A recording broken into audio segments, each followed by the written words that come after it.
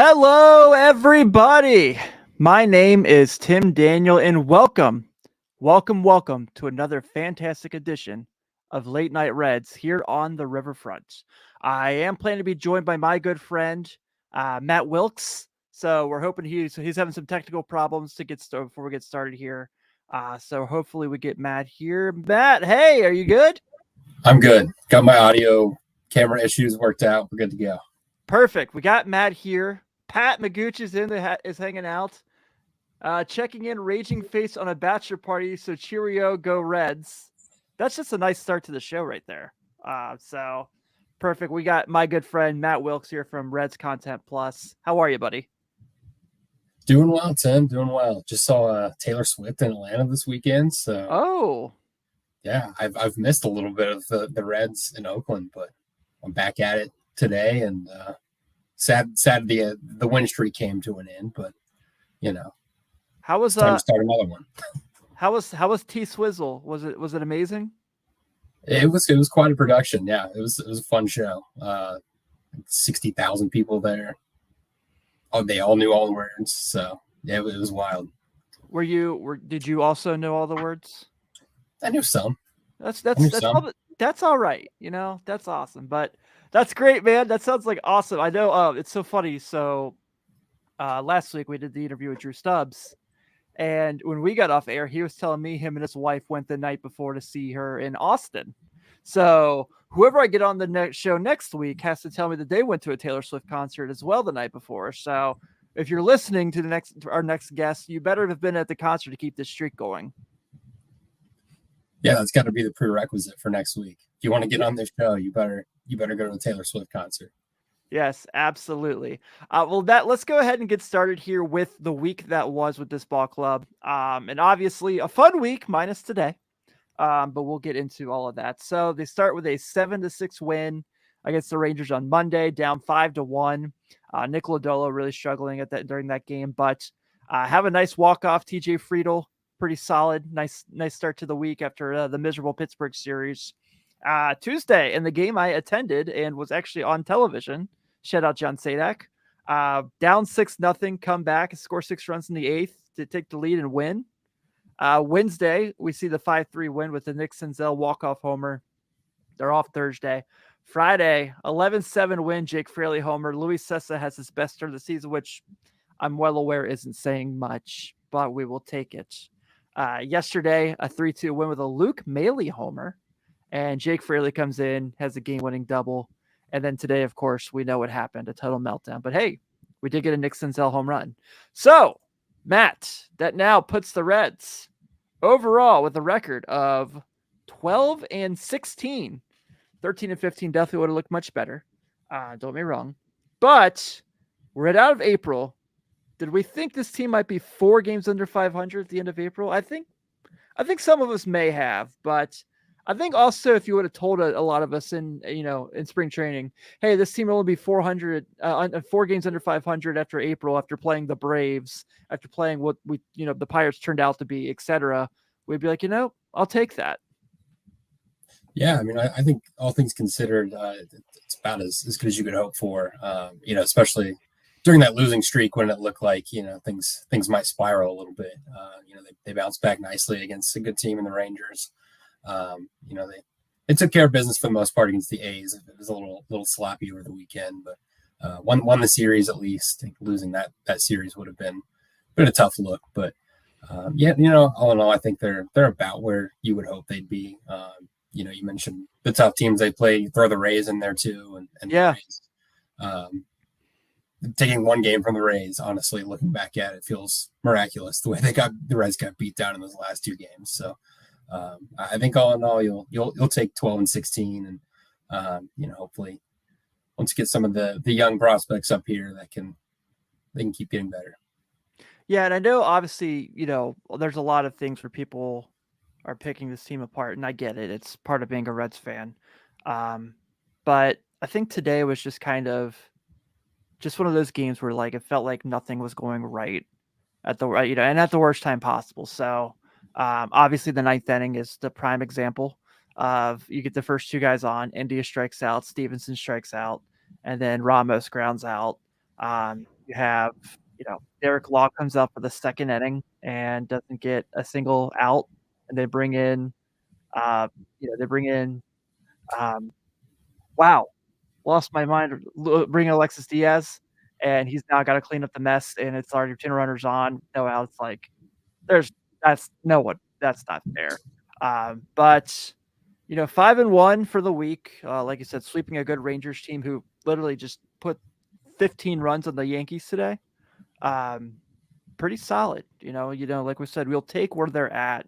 But I know things people want to pick apart. We're gonna have fun when we talk about Nick Senzel. We're not gonna do any of the, hell, is this a short, whatever stuff. We're gonna enjoy that moment.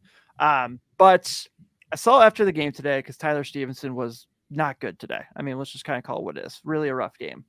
And he's 0 for 5 today. Had 3 at bats where he just did not look competitive at all. Had 3 strikeouts. And of course, everyone's like, well, where's the power? Why isn't he hitting home runs? Where is this, and this? So after the game today, I went on his Baseball Savant page and I realized it's not as bad as people are making it out to be, which is shocking. Reds fans are making things worse than it really is. But I feel like the homers are going to come because he's still like amongst the elite in exit velocity. He's still have a ton of barrels. He's still pretty high on the hard hitting percentage. Are you worried about Tyler Stevenson? Because I feel like things are going to be okay. No, I'm not worried about him. I think the power is a question, and I think it has been really his entire pro career. Especially because he's such a big guy. The power's in there. Yeah. But I think just his approach at the plate doesn't necessarily lend itself to 25 home runs. He goes to the opposite field a lot. I think if he just sold out and pulled the ball all the time, you'd probably see more home runs, probably at the expense of his batting average. Right. Probably some more strikeouts in there too. The strikeout rate has been a little concerning this year. We saw some really bad at bats today that kind of felt a little bit emblematic of his start. Just striking out a little bit more than we're used to seeing from him. So that might be a small concern, but all in all, I'm not overly concerned with him. But I would like to see a little bit more pop. We know it's in there. He hit, a ball earlier this week at 111 miles an hour, which is by far his career high. He hadn't shown quite that ability before. I think his previous high was like 106. So yeah, it's in there. I think he just needs to pull the ball a little bit more. And he'll start to see some of those, long fly balls, to right center field, start going over the wall in left field. It is so funny. You kind of mentioned the strikeouts. It's so interesting because the K percentage is poor. But again, this is coming off his Baseball Savant page. His chase rate is like just above great, like with like great level right now, according to them. So it's like the weirdest like balance ever. Yeah, and I think it's just more swing and miss. The whiff rate's up. So when he is swinging up those pitches in the zone, he's just not making contact. And to me, he just doesn't look all that comfortable in the box right now, and really for most of April. So hopefully he can get it on track. But aside from the swings and misses, I don't see anything overly concerning yet. But hopefully he can start to tap in a little bit more power. Yeah, I agree. So I know you said you missed quite a few games this weekend, obviously with being in the ATL. But I was kind of curious. I'm sure you are aware of yesterday's start for Hunter Green. It's a weird mixed bag of like, I'm impressed that he battled through everything because his defense definitely did let him down quite a bit. Shocking. I know the Reds defense is atrocious. But also there is like the bad body language where when things are going bad, you kind of see him like showing it, and he showed him like really irritated in the dugout in between innings. He did go out for the 5th inning, over 100 pitches already at the point. Got through the 5th inning really well. You saw him had a lot of bats that don't really get away from him, where like you could tell he was frustrated. He was hitting batters, not intentionally, but just like not hitting his spots. So obviously this is all going to come down to, this is part of the maturation process for him, considering it's only like his 30th big league start. And we're obviously seeing like what we all hoped we would see. His stuff has looked great every start. He's just ran into high pitch counts. But what do you kind of take away from a start like that, where it's like, yeah, great, you battled through everything, but damn, dude, you got to like handle these emotions a little better? Yeah, it's interesting, and I think we kind of saw it on opening day too. He got the pitch clock violation, and you could tell he was frustrated, and things kind of went downhill from there. I think it's just part of the maturation process. I think because he is so poised and in press interviews, press conferences, that we kind of forget he's still 23 years old. Right. Yeah. So he might be more mature than others his age, but he's still 23 years old. So I think he needs to rein that in a little bit at times. But I think all in all, what we've seen from him this year is what we hope for. The stuff's as good as ever. He's sitting 100. His entire starts 99, 100. The slider is still lethal. You still want to see some development for that changeup, but Yeah. He's one of the few pitchers who can get by with just two pitches. And I think he's getting better and better at locating his fastball. You see it get away from him from time to time, but he's not missing in the middle of the plate like he did last year when he gave up all those home runs. He can certainly throw it down the middle of the plate and get away with a mistake with that velocity, but you're seeing him kind of paint the corners a little bit more. So we're kind of seeing that next step. And I think, beyond the next step you want to see is that changeup to develop a little bit further and just give him another pitch to get lefty hitters out. Because right now it's just kind of one he mixes in 2 or 3 times a game. And then, he's gonna need to hone that a little bit more. But all in all, I like what I've seen from Hunter Green. Defense let him down yesterday. It's let down a lot of pitchers this year. And we can definitely get into that as well, because that's a mess. But hopefully that can get cleaned up as the season goes on too, and then get a little more length out of their starters as a result. Yeah, absolutely.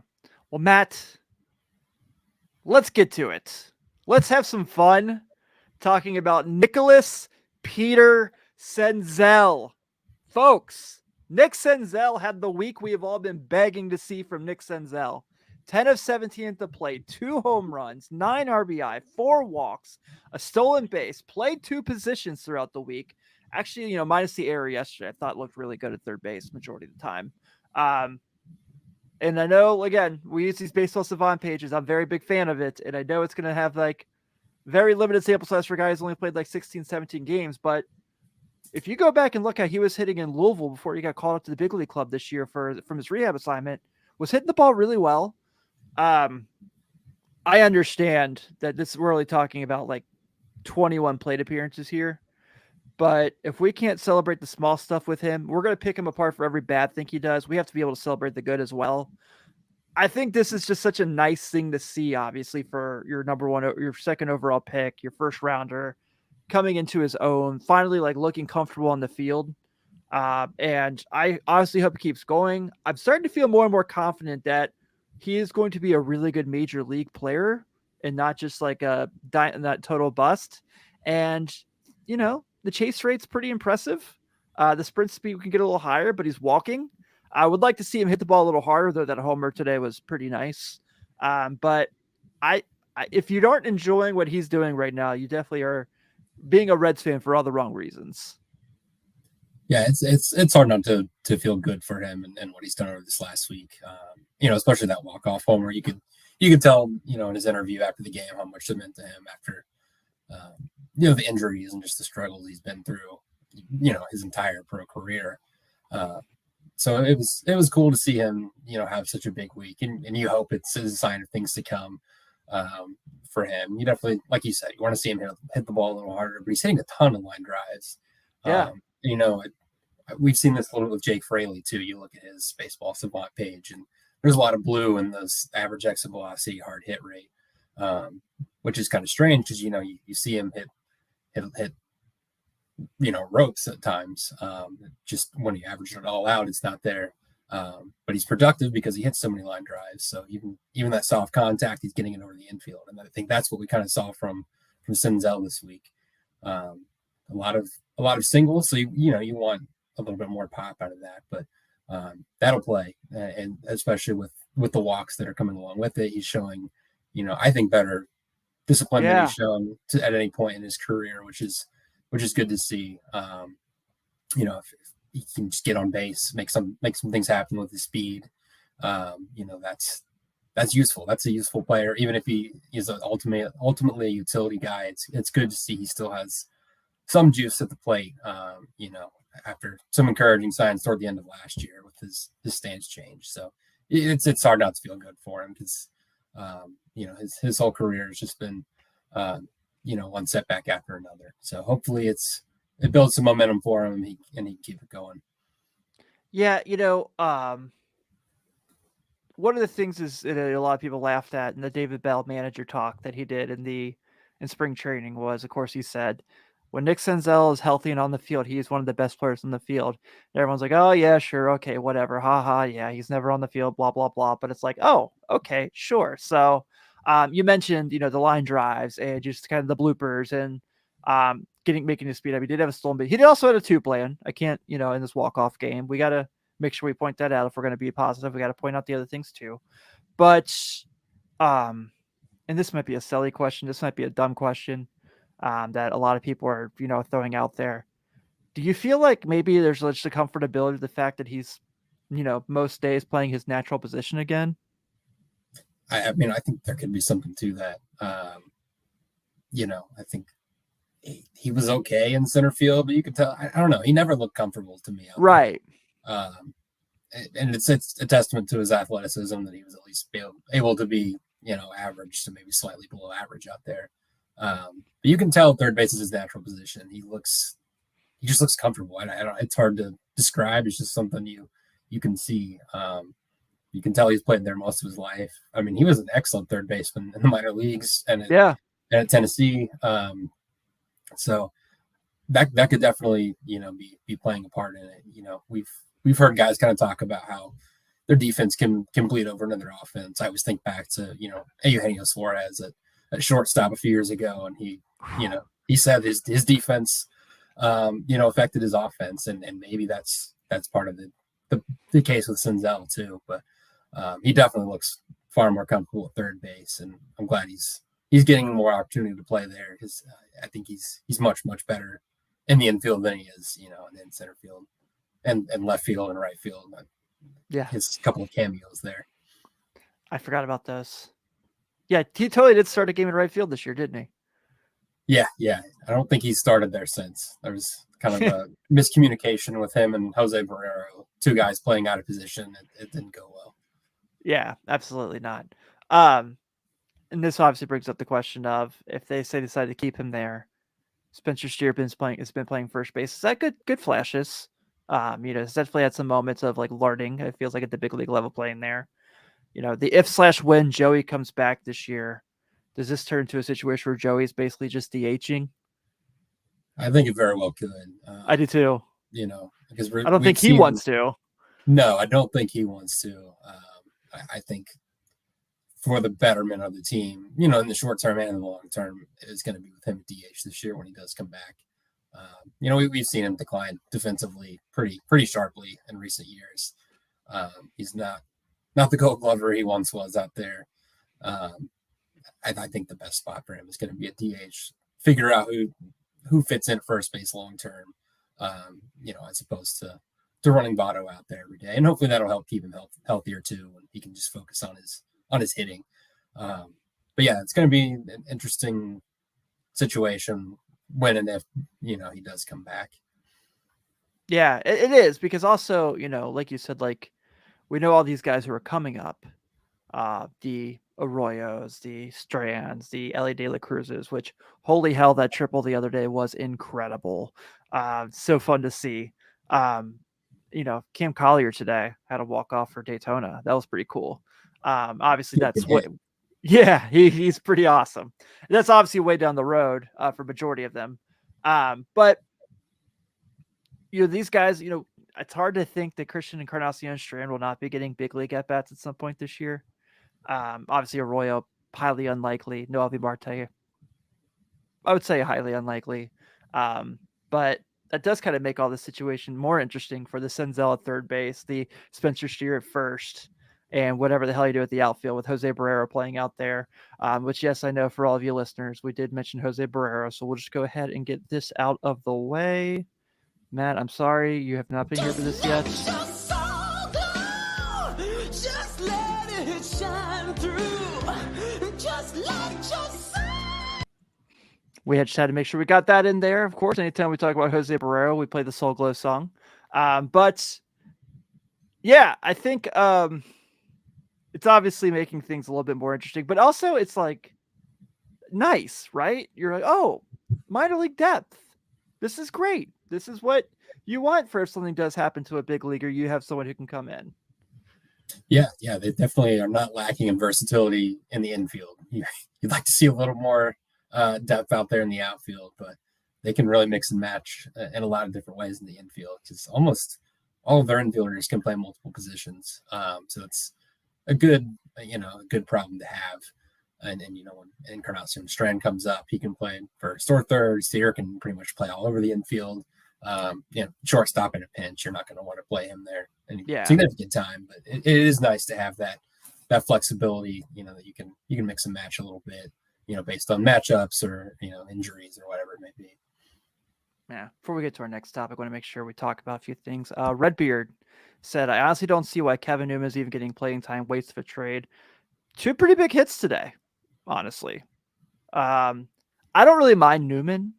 I'm more not a fan of Matt Reynolds getting playing time, and you saw that today with the pitch clock violation to strikeout and the error at first base, which were not very good. I think Newman's fine.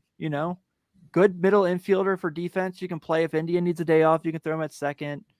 Whatever you do with Barrero at shortstop until Ellie comes up, you have him there to play that day too if Barrero's not available. And I think he's not going to go out there and hit 15, 16 home runs by any means, but I think he's brought some decent at bats, especially this week. Yeah, I think Newman has some value. Where the Reds are at right now. I think, once McLean is ready to come up, I think you're kind of at a point where what do you do with Right. Kevin Newman? But right now, I don't have a huge problem with him being on the roster as long as he's not starting every day, and he hasn't been. He can hit lefties relatively well. Really shouldn't be facing any right-handed pitchers at this point, but plays solid enough defense that he's not going to kill you. So I think he's fine right now, but I think you start talking about maybe moving on from him once Matt McLean is ready, which I would argue is right now. So yeah, you can make the case. Yeah, but yeah, the Matt Reynolds thing, I have no answers for that. I don't get it. Not a fan. Not a fan. And then Joseph brings up Buck Farmer, huh? With the face palm emoji. That one's pretty disappointing because, last year I know he got DFA'd. But when he was put back on the big league roster, he came up and I thought he pitched pretty well, towards the end of the year for whatever you can say about the bullpen. But this year looks like a completely different pitcher for the wrong reasons. And I don't really necessarily think of Buck Farmer as being part of the next good Reds team by any means. But also I'm not very stoked about seeing his future either. Yeah. No, he's signed for this year, and I would be surprised if he's on the Reds, this time next year. He's lost some velocity this year, and I think that's hurt him a lot. Is it age? Is it an injury, something like that? I have no idea. But the velo's down. He's kind of stopped throwing his fastball as much. Yeah, he's really leaning on his secondary stuff, which is good. But he's gonna have to throw that fastball and get that velocity back. Or he's starting to get into the DFA territory if that doesn't come back. So, I think if he's kind of your low leverage guy, whatever, but I don't have a lot of faith in Buck Farmer as a high leverage guy at this point. Until that velocity comes back, and so far it hasn't. So that's where we are. Yeah, that's exactly. Yeah. Jared saying hopefully McLean gets caught up when the Reds head back home. I am all for Matt McLean being on the big league roster. It's just figuring out where necessarily he's going to be playing on a day-to-day basis because it sounds like they're not giving up on Jonathan India as a second baseman, even though the numbers are in their face. Obviously, I want his bat in the lineup every day. I think he's been, really, really good at the plate this year.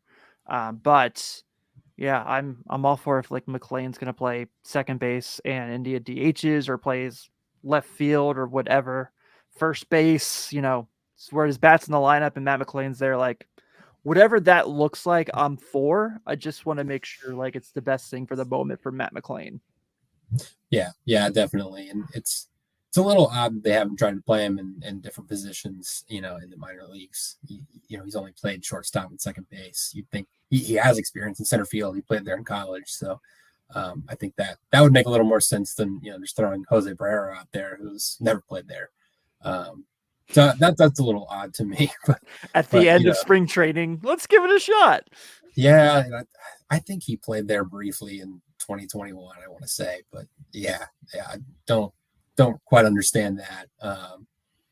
But with McLean, he's probably not the shortstop of the future, so I'm a little puzzled as to why they're not getting his feet wet at some other positions. But I think that might be the main barrier in getting him up right now is where do you put him and how do you get him in the lineup every day? Because if he's up here, he needs to be in the lineup every day. Absolutely. Yeah, especially when Ellie is kind of basically making it well known that he has no interest playing anywhere other than shortstop. Obviously, the athleticism of Ellie De La Cruz screams like, "Oh man, couldn't you put him in center field?" And I get it, I do. But have you seen the plays he's making at shortstop when he's not even hitting comfortably fully yet? I'm okay with him playing shortstop for the, next 25 years for the Reds. I know that's an exaggeration, but you get what I'm saying. Hey, I'm all for like a 45-year-old Ellie De La Cruz still holding it down at shortstop. Yeah. That one play where it was like his first week back, the guy hits a line drive behind second base. With the new shift rules, obviously, it's not like he can cheat, and he freaking snags it. It's like unbelievable, man. Yeah, I so mean, fun to watch. So athletic and so tall and long. He can his range is crazy. So I think shortstop's going to be his haul. Maybe eventually he moves over to third base or center field, but I think he's going to be the shortstop. So I think you want to start seeing McLean at positions other than second if they're not going to be off second. Yeah, I agree. So I do want to get into this, and I know this is totally overreacting to 1 week of baseball. But how about our good pal Henry Ramos? Been a nice little shot in the arm for the big league ball club. Slugging 1,000, no big deal. 3 barrels already, had a nice triple, 6-game hit streak. Been a nice shot in the arm offensively for this team. Obviously, we know that he has a very limited ceiling. But I think I've really enjoyed actually having him in the lineup since he's been called up. Yeah, I mean, he's taken some really good at-bats. He's drawn clutch walks. He's gotten on base. He's not going to hit 409 forever, but, like you said, he's provided some nice energy, I think, to the lineup that really needed it. I know people kind of made a big deal out of the bat flip after the bases loaded walk against the Rangers, but I think that's just the energy they needed after that losing streak. And will he keep this up to this degree? No. You definitely want to keep in mind he's a 31-year-old, career minor leaguer, but I don't think you could have asked for anything better out of his first week, and hopefully he can keep that rolling. And doesn't become the next Jason Vossar. Don't want that for Henry Ramos, but I think he does take really nice at bats.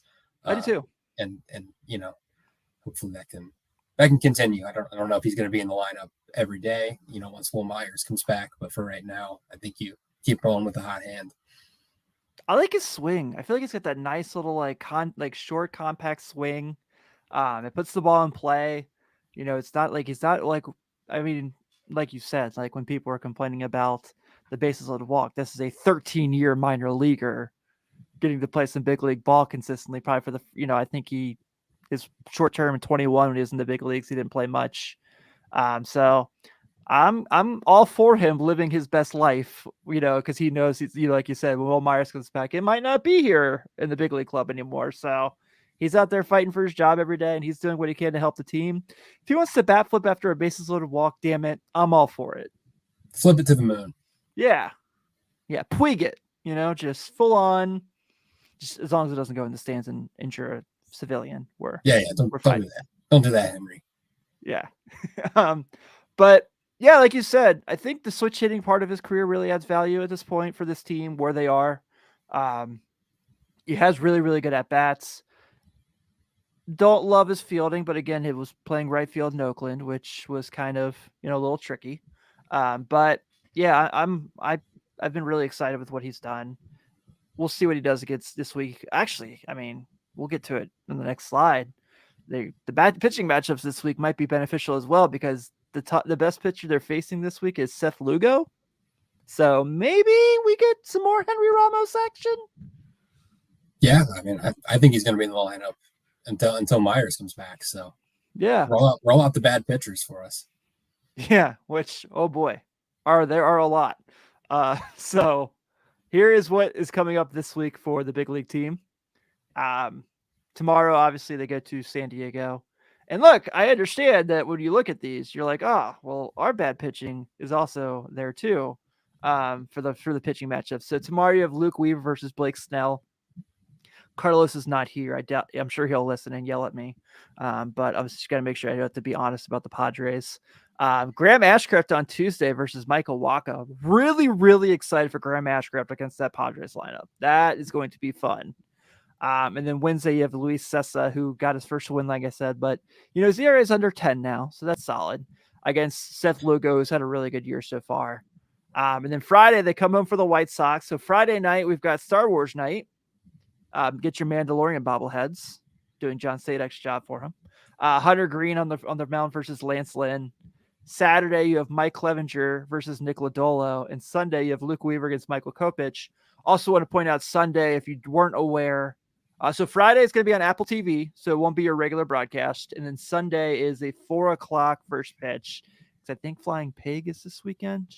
Someone in the chat can correct me if I'm wrong there. But when you look at these matchups, I know the Padres have played about 500 baseball through the year. You obviously never want to count them out because they can score 12 runs like it's no problem, like they did yesterday in the Mexico series. But also, Blake Snell has not found his stride basically since he got traded there. Michael Wacha, who in St. Louis I thought was going to be this really, really good major league pitcher and ended up being so. Lance Lynn, who has been, really, really bad. That White Sox team is really brutal, as living in Chicago. And Michael Kopech, who was like the number one White Sox prospect for 2 years and has not found his way in the major leagues yet. So kind of feel pretty good about this week and the matchups they have. Yeah, they're catching some, some pitchers that have some name recognition for sure, but none of them are pitching particularly well right now. So hopefully you're catching Blake Snell at a good time. You never know with the pitcher of that talent. He could, yeah. If he finds his stuff tomorrow night, it's gonna be tough for the Reds. But you certainly would rather catch him now than when he gets hot later in the summer. And the White Sox pitching has been a disaster, as is most of the team.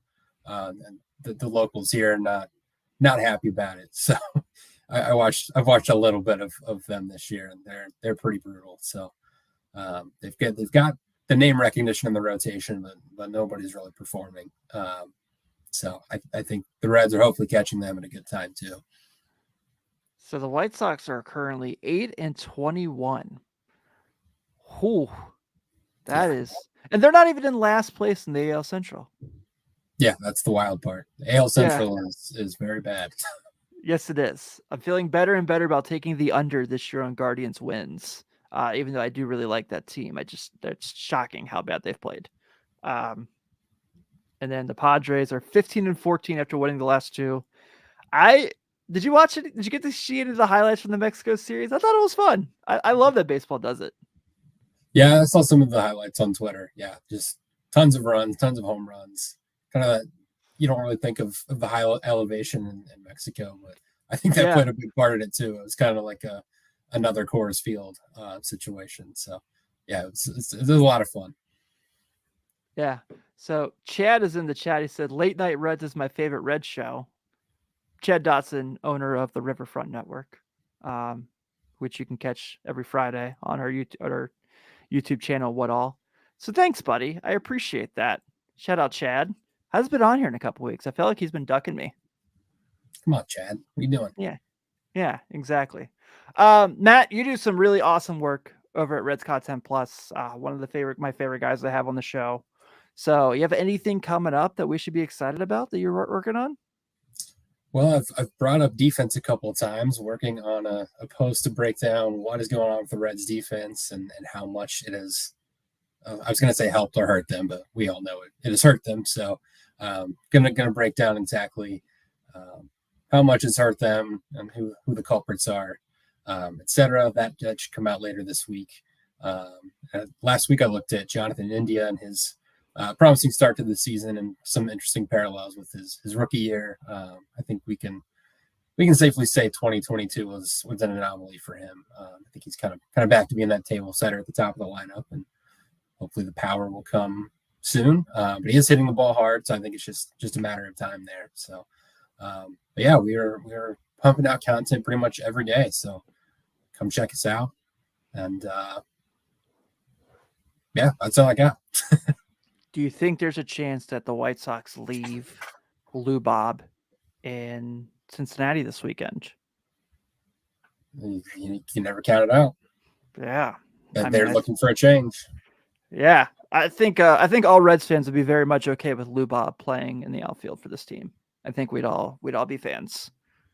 Yeah, I would take a everyday center fielder from the White Sox. Yeah. Considering center fielder, what's that? Yeah, that's what I don't know. I don't know what that's like. Have they had one of those since Billy Hamilton? I guess Nick Senzel, but he's been hurt so much that's true. Not really. Yeah. Well, Nick Senzel's back because he plays third base, and he can right. walk now. So everyone, you can laugh at all of us who counted him out, which was all of us. But all joking aside, Matt, it's great to have you on, man. I'm so happy you had some time to hang out with me tonight. Especially going to see T Swift last night. You still made time to talk to me, so I appreciate you. Yeah, no problem at all. Thanks for having me on and bearing with me through the technical problems. Hey, it happens. It's podcasting, man. So we're going to go ahead and wrap up this week. I know it's a little bit shorter of an episode than we normally do here on Late Night Reds, but we will be back next week, hopefully talking about a big week against the Padres and the White Sox. Same bat time, same bat channel. Everyone have a good night, and we will talk soon.